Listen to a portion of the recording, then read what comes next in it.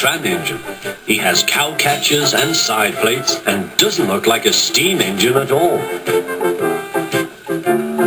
He takes freight cars from farms and villages to the main line and is cheerful to everyone he meets.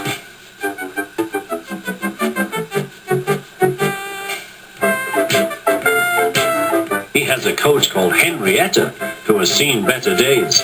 It's not fair at all, she grumbles, remembering she used to be full and 9 cars would rattle behind her.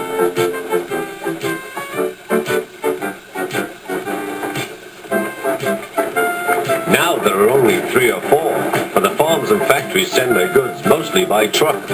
Toby is always careful. Cars, buses and trucks often have accidents. Toby hasn't had an accident for years. The buses are crowded and Henrietta is empty.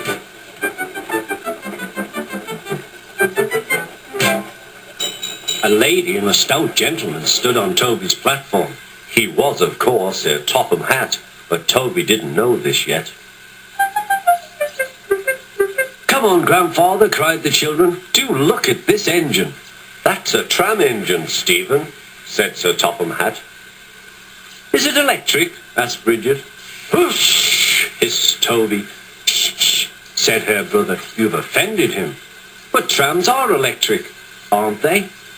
"They are mostly, but this is a steam tram." "May we go in it, grandfather? Please?"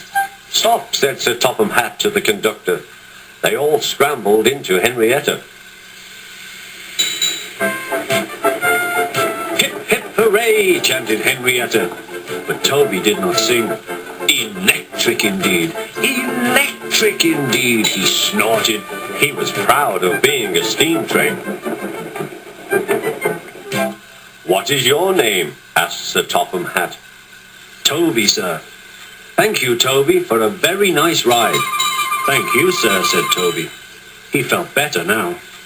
This gentleman, he thought, is a gentleman who knows how to speak to engines. The children came every day for 2 weeks. Sometimes they rode with the conductor, sometimes in empty cars. On the last day of all, the driver invited them into his cab. All were sorry when they had to go away. And Sir Topham Hatt and his family thanked everyone. "Come again soon," replied Toby. We will," called the children. And they waved till Toby was out of sight.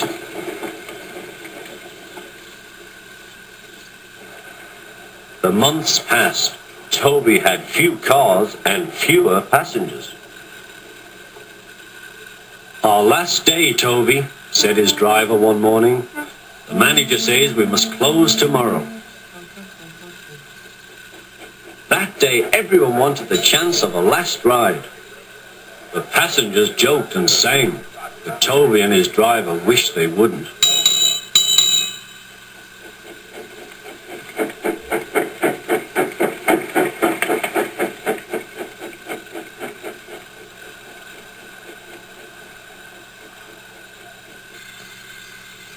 "Goodbye, Toby," said the passengers afterwards.